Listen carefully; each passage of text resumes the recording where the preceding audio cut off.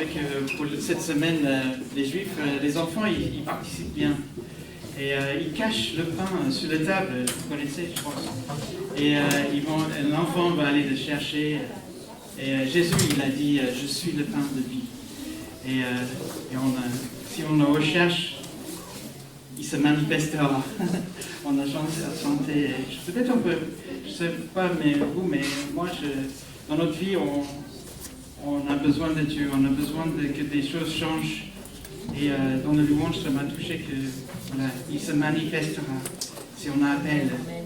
Et peut-être, avant de passer à Franck, peut-être j'aimerais bien qu'on prie pour ça dans notre famille. Seigneur, merci Seigneur. Dans notre famille, Seigneur, on appelle à ton nom, Seigneur. Nous voulons que les choses changent, Seigneur.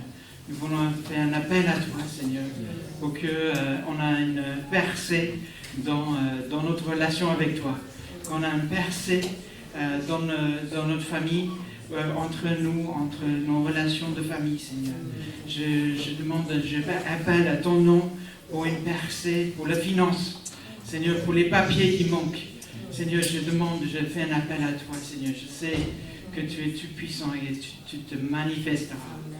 Merci, Seigneur. Merci, Seigneur, pour toute présence. Seigneur, que tu vas agir à notre faveur. Amen. Amen. Merci, Seigneur. Merci, Franck. Je peux prier pour toi aussi. Merci, Seigneur, pour Franck, Seigneur. Merci, Seigneur, pour tout ce que tu lui as enseigné durant cette semaine. Seigneur, on a hâte d'apprendre tout ce qu'il a cherché dans ta parole et tout ce qu'il t'a montré en secret. Merci, Seigneur. Amen. Amen.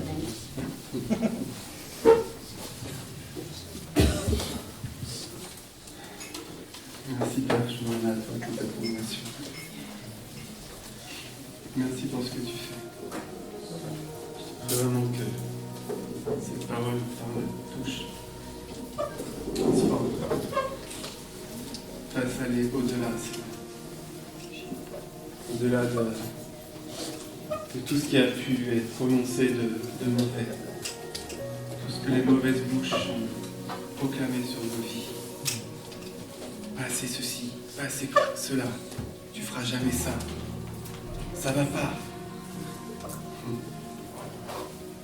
Toutes ces paroles de condamnation, toutes ces paroles qui nous limitent, que Seigneur, nous sortions de ces limites-là, que nous écoutions la parole de notre Père, celle que lui a prononcée sur chacune de nos vies, la véritable, celle sur laquelle on peut et celle sur laquelle on doit reposer un fondement. Merci Père, merci Père pour ta parole. C'est vraiment une saveur particulière aujourd'hui pour moi. Parce qu'il y a 4 ans en arrière, le Seigneur m'a demandé d'entamer un jeûne et il m'a donné le chiffre du nombre de jours qu'il fallait. J'étais en train de me servir à manger dans le placard. Parce qu'il m'a dit ça, Seigneur, de l'humour.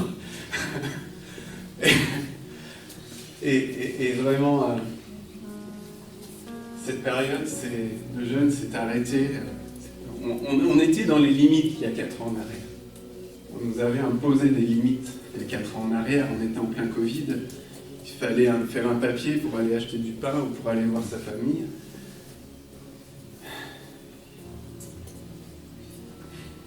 Il y avait, je le dis, il y avait une volonté pour moi vraiment de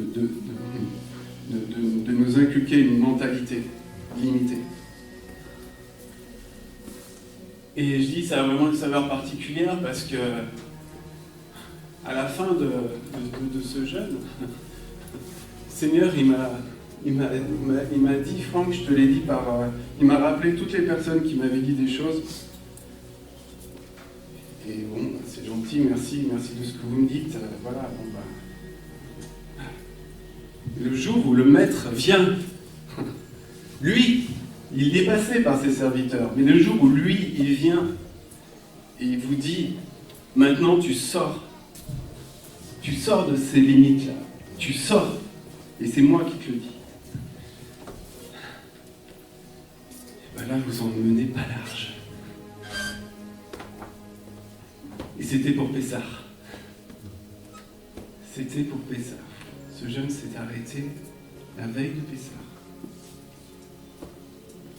Alors pour moi, 4 ans plus tard, là, maintenant, je vais vous parler de Pessah. Comme je disais, ça a vraiment une saveur particulière pour moi. Je n'ai pas le temps de faire le résumé comme je fais d'habitude, mais la dernière fois, je vous avais quand même parlé de la porte des brebis. J'ai appris entre-temps, là aussi,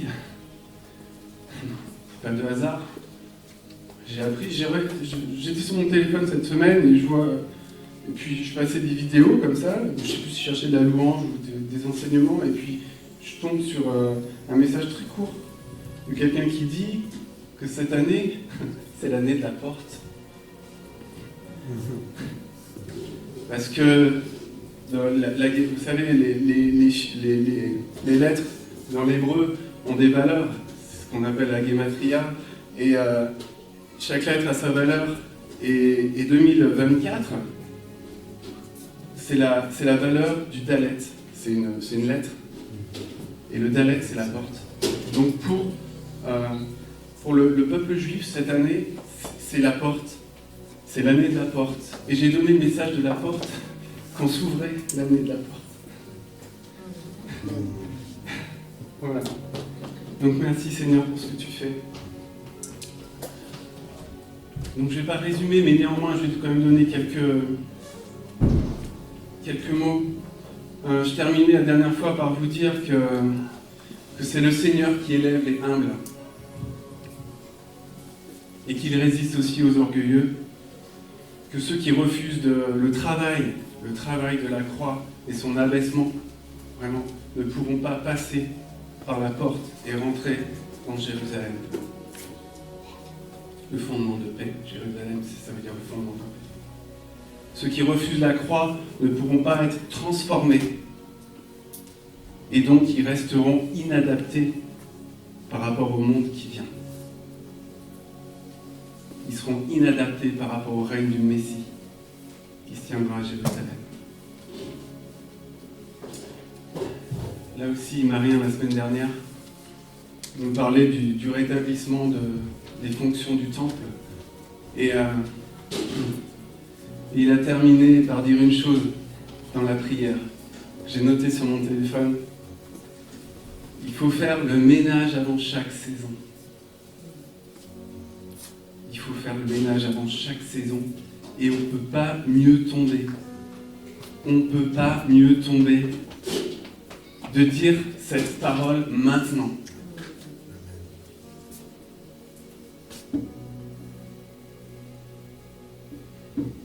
Parce que nos frères juifs et tous les juifs de cœur, en ce moment, sont à la veille de Pessah.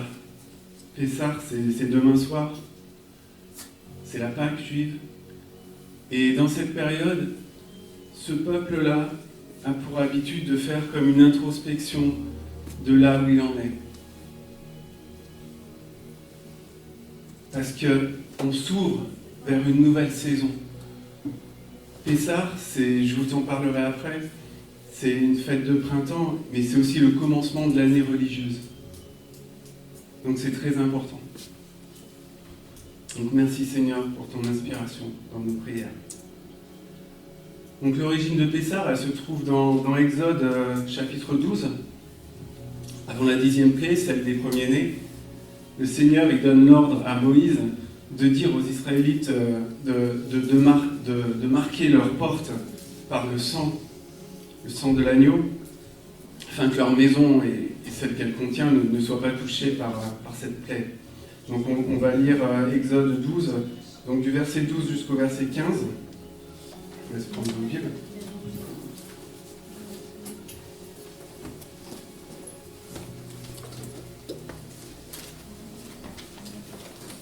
Donc Exode 12. Cette nuit-là, je passerai dans le pays d'Égypte et je frapperai tous les premiers-nés du pays d'Égypte, depuis les hommes jusqu'aux animaux, et j'exercerai des jugements contre tous les dieux de l'Égypte. Je suis l'Éternel. Le sang vous servira de signe sur les maisons où vous serez. Je verrai le sang et je passerai par-dessus. Donc c'est passar, et c'est ce qui a donné, ça veut dire épargner, le mot passer par-dessus, et c'est ce mot-là, passar, qui a donné le nom de Pessar, de la fête donc de Pâques. Et il n'y aura point de plaie qui vous détruise quand je frapperai le pays d'Égypte. Vous conserverez le souvenir de ce jour, et vous le célébrerez par une fête en l'honneur de l'Éternel. Vous le célébrerez comme une loi perpétuelle pour vos descendants. Donc dans la continuité de Pessah, donc de Pâques, qu'est-ce que nous voyons au verset 15 ? Pendant 7 jours, donc vraiment dans la continuité de cette fête, les jours d'après, vous mangerez donc des pains sans levain. Dès le premier jour, il n'y aura plus de levain dans vos maisons, car toute personne qui mangera du pain levé du premier jour au 7e jour sera retranchée d'Israël. Donc vous voyez l'importance. Donc nous voyons aussi plusieurs passages dans les Écritures où Jésus et ses disciples participaient à cette fête des pains sans levain. Cette fête, comme je vous disais, est unie à celle de Pâques. C'est vraiment un temps pour les familles juives où on va chercher, c'est comme un jeu, où avec les enfants, les parents, on va chercher où se trouve le levain, on va enlever tous les petits paquets de gâteaux, tout le pain, même les céréales, le petit déjeuner, on regarde s'il y en a, on enlève tout ça de la maison. On enlève toute trace de levain de la maison. C'est pour chaque personne aussi vraiment, comme je vous disais, ce temps d'introspection, ce temps où on s'arrête aussi pour se dire où j'en suis. On s'examine et on demande vraiment, on prie le Seigneur en toute honnêteté, révèle-moi Seigneur par ton Saint-Esprit s'il y a encore du levain qui se cache dans mon cœur. Le levain, le péché, on le sait, doit être enlevé, car comme le Seigneur le dit, il suffit d'un peu de levain pour faire lever toute la pâte. Donc il est très important de le chercher, et que souvent, alors, le péché aveugle, donc on a vraiment besoin de l'aide du Saint-Esprit pour nous le révéler, pour nous montrer là où on en est, et là où il se cache. Le péché donc fait enfler le cœur, il le rend arrogant, il le rend orgueilleux, et lui donne, comme je vous l'avais expliqué pour la porte des brebis, l'illusion en fait de l'élévation. Ça c'est l'orgueil, l'illusion de l'élévation. Le levain est aussi lié à l'hypocrisie. On voit j'ai noté 2 passages dans les Écritures. Luc donc 12 au verset 1. Jésus se mit à dire à ses disciples, « Avant tout, gardez-vous du levain des pharisiens, qui est l'hypocrisie. » Matthieu 27, 27 aussi en parle. « Malheur à vous, scribes et pharisiens, hypocrites, parce que vous ressemblez à des sépulcres blanchis qui paraissent beaux au dehors et qui au dedans sont pleins d'ossements, de mort et de toute espèce d'impureté. Vous de même au dehors, vous paraissez juste, ça c'est important, vous paraissez juste aux hommes, mais au dedans vous êtes plein d'hypocrisie et d'iniquité. » Donc des paroles très sévères. L'hypocrite, c'est celui, je regardais dans le grec, l'hypocrite c'est celui qui fait du théâtre, qui se déguise, donc il paraît juste. Il paraît juste. Et le Seigneur regarde au cœur. Il paraît élevé devant les hommes. Mais ce n'est pas le cas à l'intérieur. Il est juste dans la dissimulation.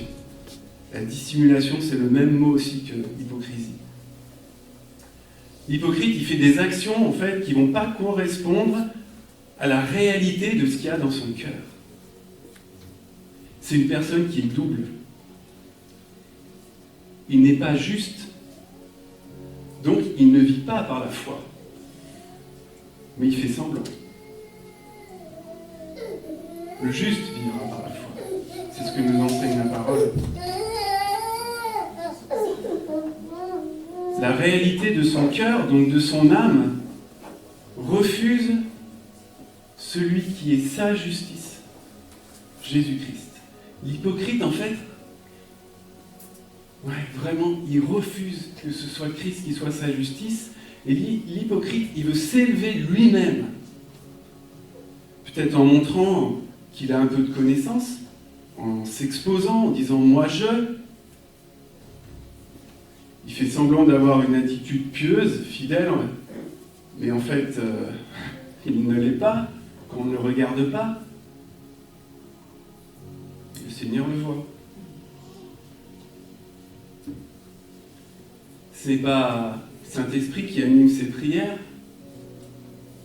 ni vraiment l'Esprit de Dieu qui met en lui ce désir d'amener la parole et d'édifier ses frères. Et c'est plutôt pour se montrer, pour s'élever lui-même, pour avoir le micro. C'est par sa propre sagesse et sa propre intelligence qu'il agit. C'est pas par l'Esprit. Les hypocrites, ce sont ceux qui ont gardé la mentalité de l'Égypte pour s'élever eux-mêmes par leur propre force. Ils ont refusé en fait une chose, c'est de passer par la croix.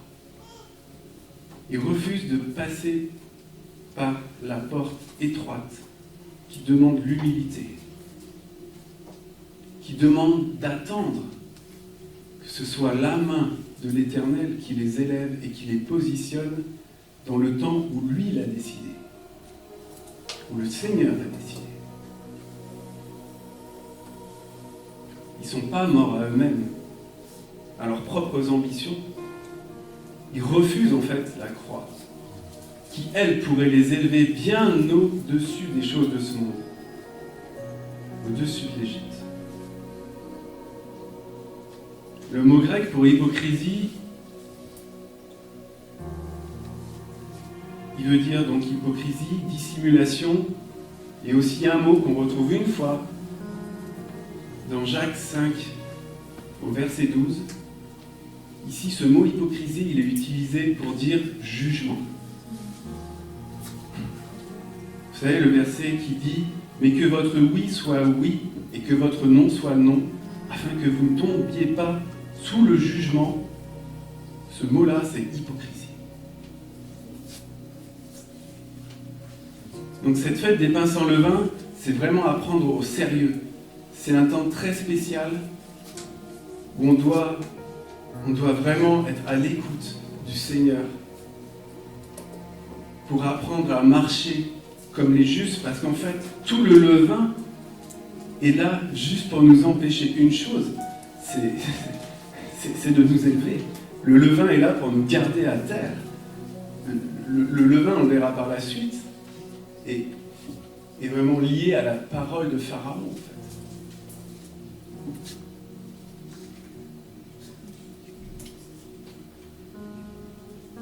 C'est ça, sortir d'Égypte. La sortie d'Égypte, sortir d'Égypte, c'est sortir de ce dont nous sommes encore esclaves et qui domine sur nous. On en a parlé juste avant. Tout ce qui domine sur nous. J'ai parlé de l'hypocrisie, mais le levain peut être aussi tout ce que le cœur de l'homme désire garder caché.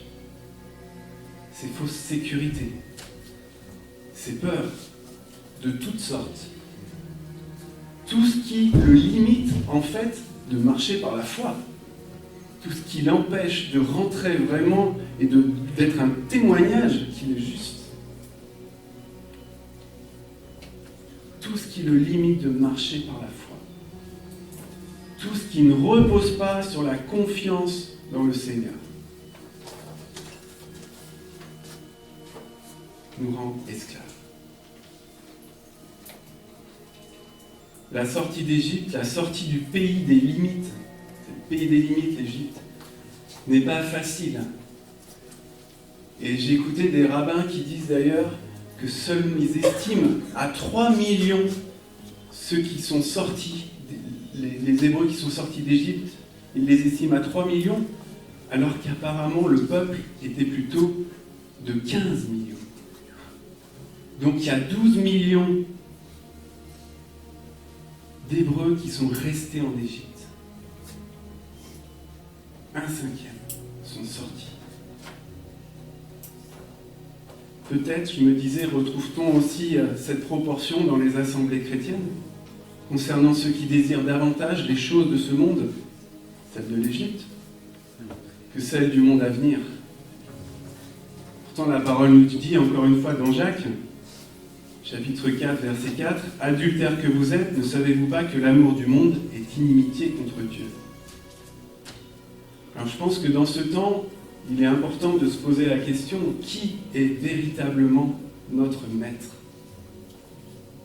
À quelle parole obéissons-nous? Celle qui fixe des limites sur nos vies, ou celle qui nous montre peut-être, oui, la porte étroite par laquelle il faut passer, qui nous élèvera, qui nous fera aller plus loin, au-delà?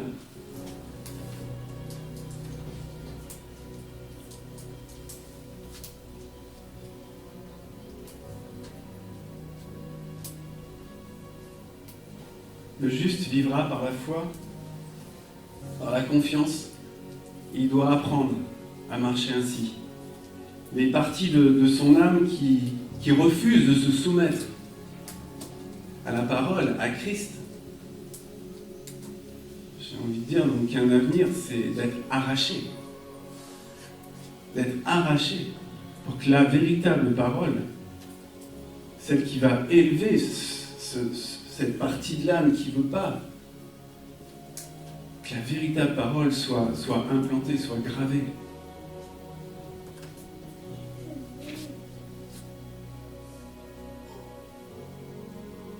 La mentalité, j'ai marqué, orgueilleuse de l'Égypte doit être aussi enlevée. Le cœur, il doit être circoncis. La circoncision vient après la sortie d'Égypte. Donc il y a un positionnement à avoir dans son cœur. Il y a vraiment un temps à prendre particulier avec le Seigneur pour lui dire, je veux sortir. Fais-moi sortir de là. Fais-moi sortir de ce qui a encore la main sur moi et qui veut me ramener en arrière. Moi, je veux sortir. Je veux cette liberté-là avec toi. Je veux la vivre. C'est la parole de notre maître qui doit être gravée dans notre cœur, c'est pas la parole de Pharaon. Pharaon en hébreu c'est paro. Paro c'est P-E-R-A, c'est-à-dire c'est la mauvaise bouche. Celle qui prononce des mauvaises paroles sur les vies. Je vais vous lire 1 Pierre 2 jusqu'au verset 6. On n'a pas l'habitude de lire ce genre de verset, je pense, je ne sais pas après, mais pour Pessard, en tout cas. Mais lisons attentivement cette sortie d'Égypte, en fait, de 1 Pierre 2 jusqu'au verset 6. Rejetant donc toute malice et toute ruse, la dissimulation, donc là on trouve hypocrisie, l'envie et toute médisance, désirés comme des enfants nouveau-nés, des enfants qui sont sortis, le lait spirituel et pur, afin que par la suite vous croissiez pour le salut, si vous avez goûté que le Seigneur est bon. Approchez-vous de lui, pierre vivante, rejetée par les hommes, mais choisie et précieuse devant Dieu, et vous-même, comme des pierres vivantes, édifiez-vous pour former une maison spirituelle. Là, c'est la formation du tabernacle après la sortie d'Égypte. Un saint sacerdoce, afin d'offrir des victimes, des sacrifices spirituels, agréables à Dieu par Jésus-Christ. Car il est dit dans l'Écriture, « Voici, je mis en Sion une pierre angulaire, choisie, précieuse, et celui qui croit en elle ne sera point confus. » Édifier, le mot pour édifiez-vous, pour former une maison spirituelle, ça signifie bâtir une maison. bâtir une maison, bâtir sur des fondations, remettre en état, et c'est réparer. Donc on voit aussi à travers cette construction aussi la notion de restauration. La sortie d'Égypte, c'est un passage de la mort à la vie. Et c'est une reconstruction pour l'élévation de nos âmes. C'est vivre vraiment en nouveauté de vie avec la parole de Dieu pour fondement et pas celle de Pharaon, qui est une parole qui a pu nous faire expérimenter peut-être l'orgueil, l'arrogance ou la résistance aussi aux paroles du Seigneur.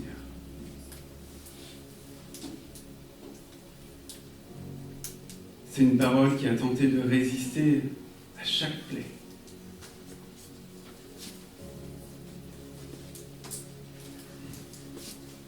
Sortir d'Égypte, c'est s'édifier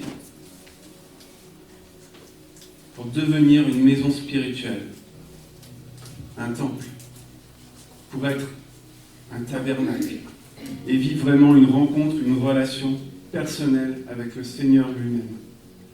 C'est une construction qui prend du temps, expérience après expérience, pierre après pierre.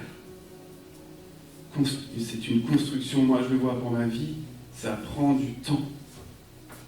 C'est pas comme ça, c'est pas vrai. Pour moi, en tout cas, ça l'a pas été. C'est une construction qui doit apprendre, ou dans laquelle il doit y avoir des sacrifices spirituels qui doivent être offerts à l'Éternel. Des sacrifices que le Seigneur agrée vraiment. Les sacrifices offerts donc, dans une marche avec le Saint-Esprit peuvent être par exemple de lui donner plus de notre temps. Donner du temps, c'est un sacrifice. Pour prier, prendre du temps pour le louer, pour chercher sa face, ouvrir sa Bible, c'est un sacrifice. Le remercier, être reconnaissant envers ce qu'il fait pour nous et nos familles, pour nos amis, c'est un sacrifice de reconnaissance. On sait que ça ne vient pas de nous. On sait que ce n'est pas nous qui faisons. On le glorifie comme ça. Un autre sacrifice de grand prix, dont Maria nous avait parlé dernièrement, c'est de pardonner à son prochain. Quel sacrifice de pardonner, d'aller voir la personne, aussi pour lui demander pardon. C'est un sacrifice qui coûte d'aller voir l'autre. Vraiment. Mais la partie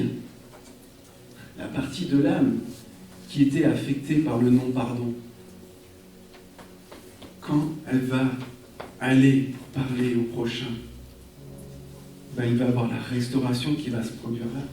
À ce niveau-là, la partie qui était affectée, la partie qui restait au sol, dans l'orgueil, en disant non, je n'irai pas, si elle y va, elle sera transformée. Cette partie-là, elle va être élevée. C'est ça qui se passe. C'est un sacrifice de bonne odeur qui monte comme un parfum pour le Seigneur. C'est la reconstruction de son corps. D'autres sacrifices, évident, de donner un peu de soi, c'est-à-dire de donner de son argent. Même si cet argent-là, le Seigneur nous en a béni, on en est responsable. Donner un peu de toutes ses possessions, je ne sais pas, si on n'a pas d'argent, on peut donner autre chose. Et prochainement, nous faisons un vestiaire débumé. C'est peut-être l'opportunité, je dirais, de s'élever au-dessus de ce qui veut nous limiter dans notre générosité. C'est peut-être comme un essai à transformer, là. Quelque chose à passer au-delà, d'apporter un vêtement pour quelqu'un d'autre. Ça met à mort vraiment voilà, les parties de nous, peut-être, qui luttent contre le fait de donner. Encore un autre sacrifice qui m'est venu, celui de faire pour son prochain tout ce qu'on aimerait qu'on fasse pour nous. Ça aussi, sont des sacrifices. Obéir au Seigneur est un sacrifice. Et elle vaut mieux que les sacrifices des animaux, nous dit 1 Samuel 15. L'obéissance vaut mieux que les sacrifices et l'observation de sa parole vaut mieux que la graisse des béliers. Voici par quelques exemples qu'on peut offrir sur l'autel. Et comme nous savons, le véritable culte raisonnable, c'est de s'offrir tout entier. Alors maintenant, je vais vous parler dans la continuité de Pessah. Ce que je vous ai dit au début, concernant la Pâque et la fête des pains sans levain, je vous ai dit que ça ouvrait sur une nouvelle saison.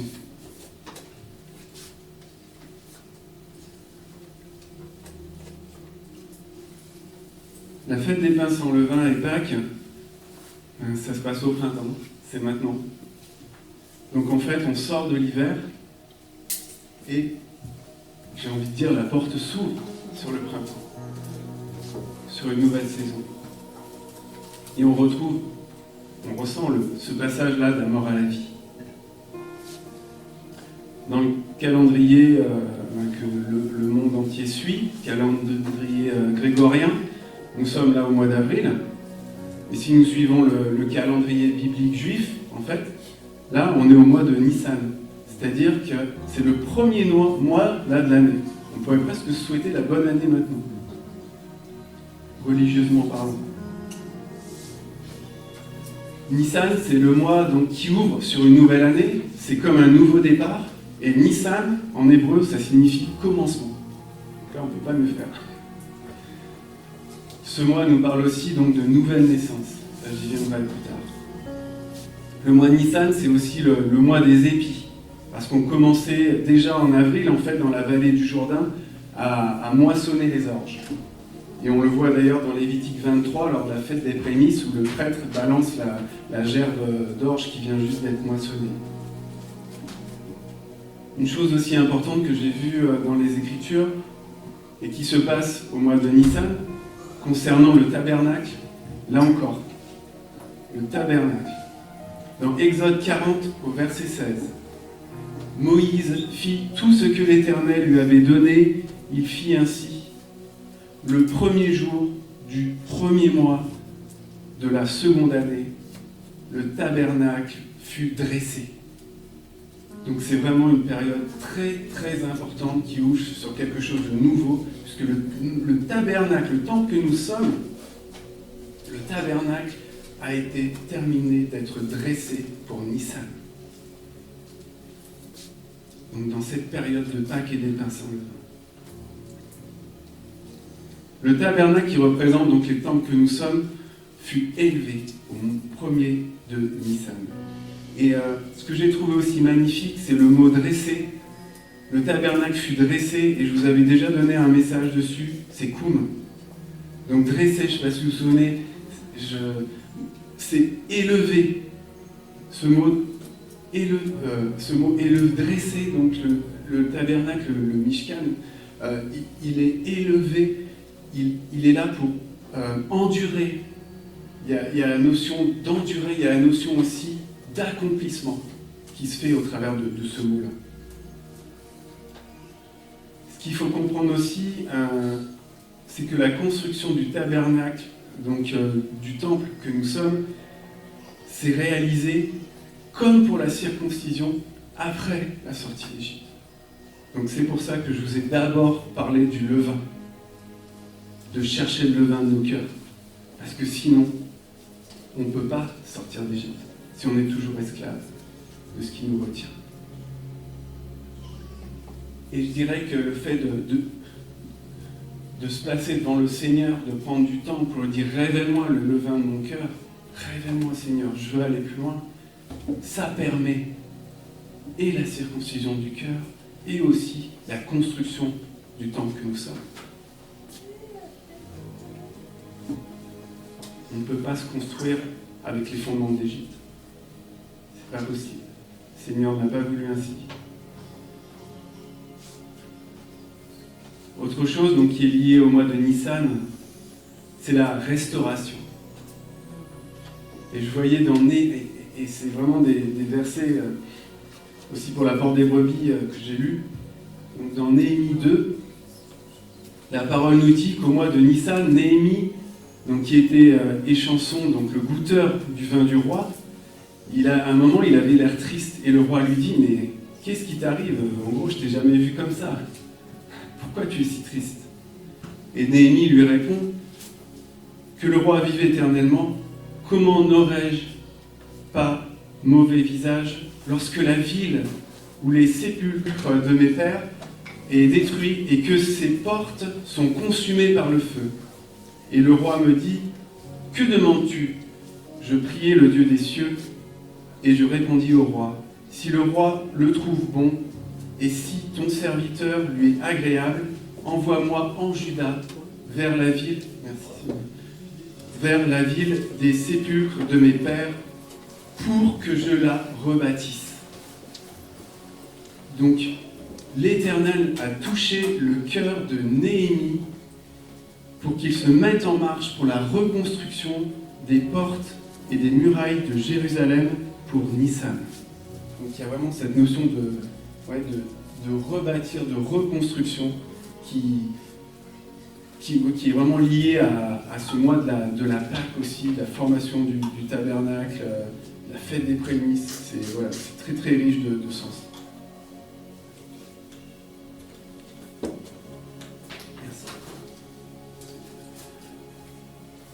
Alors je ne sais pas comment vous le montrez davantage, mais je ressens vraiment une chose à l'intérieur de moi, c'est que cette reconstruction de Jérusalem, où Néhémie est parti, c'est en quelque sorte vraiment la reconstruction de nos âmes aussi.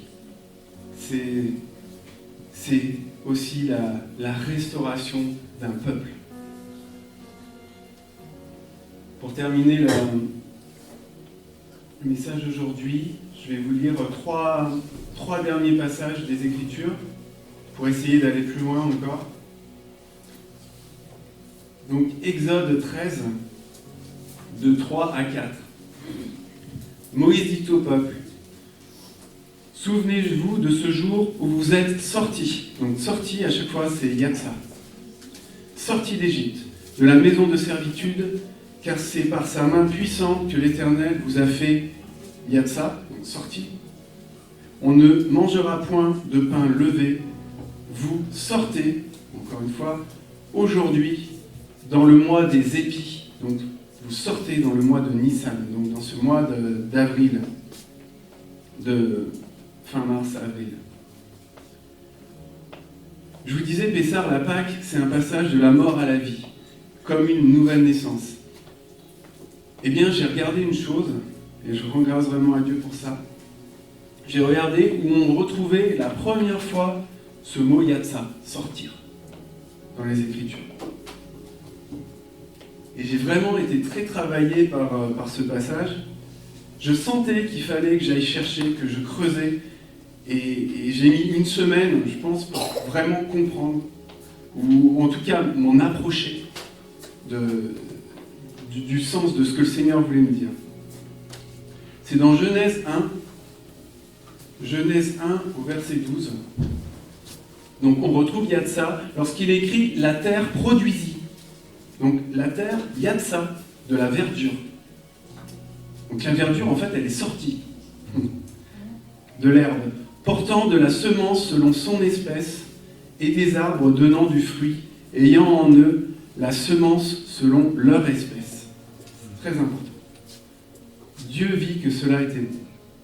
Donc Pessah est au printemps, la saison où les graines meurent pour sortir. Pourquoi meurent-elles, les graines? Pourquoi la graine, elle meurt? Pour s'élever à un niveau supérieur. au-dessus de la terre. Elles sont dans la terre, les graines, et elles passent en quelque sorte des ténèbres à la lumière. Et c'est ça aussi, Pessah, la Pâque, c'est ça.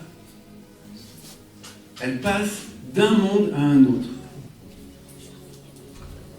Les graines meurent, puis elles germent, elles sortent de terre. Les graines sont sorties, donc elles sont Yatsa d'Égypte. Les graines, elles acceptent de sortir du moi de l'Égypte, de notre ego. Elles sont mortes à elles-mêmes, puis elles germent, elles sont transformées, elles sont édifiées, elles sont élevées. Et maintenant, les plantes qui viennent de sortir voient le ciel. Et elles vivent maintenant de la lumière qu'elles reçoivent.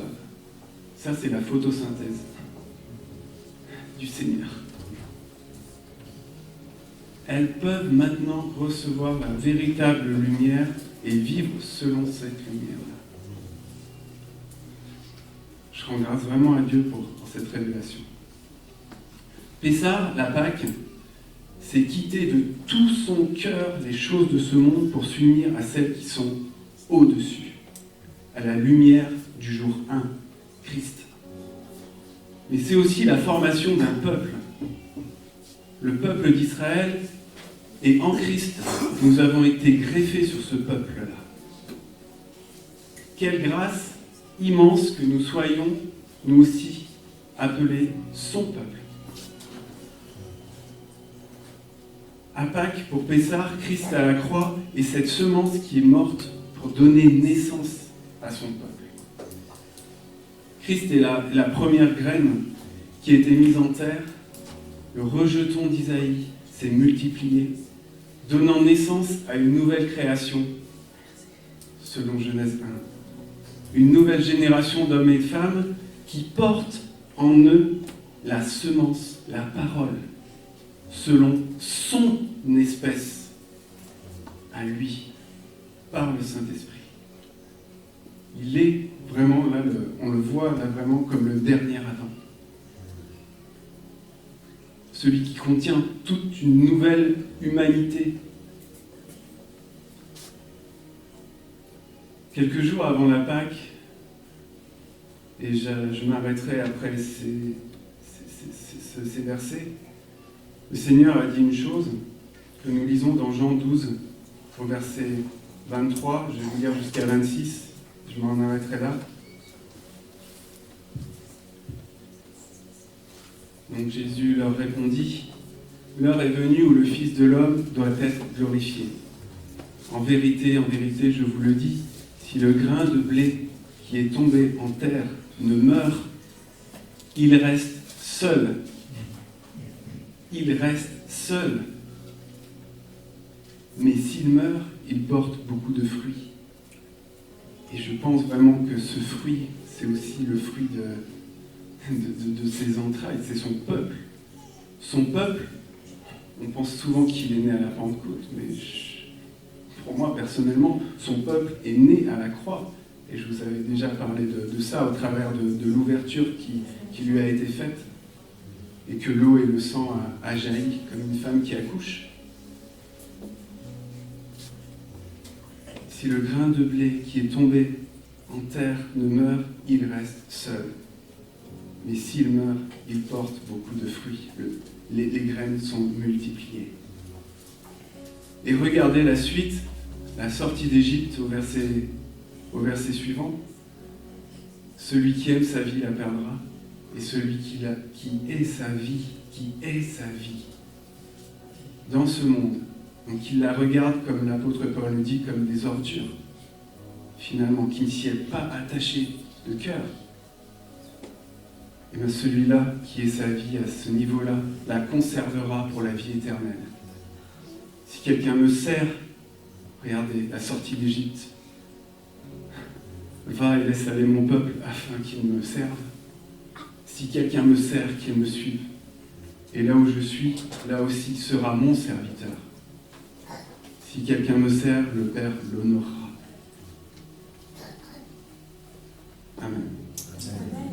Vraiment, Père, je te rends grâce pour ta parole encore une fois. Je te rends grâce vraiment pour tout ce que tu me permets de dire. Vraiment, merci. Cette parole-là, c'est pour la gloire de ton nom. C'est pour toi. Je te prie, voilà, vraiment que ce ne soit pas quelques paroles de plus qu'on écoute, mais vraiment que ton esprit opère dans chacun de nous. Dans chacun de nous, on a tous nos combats, on a tous nos luttes. Mais vraiment, être ton peuple, être dans... On a pu voir vraiment, Père, et je te remercie combien il est nécessaire d'être vraiment sans compromis avec ce qui nous retient. De ne pas dire « Oh, la grâce couvrira ». Oui, mais sors.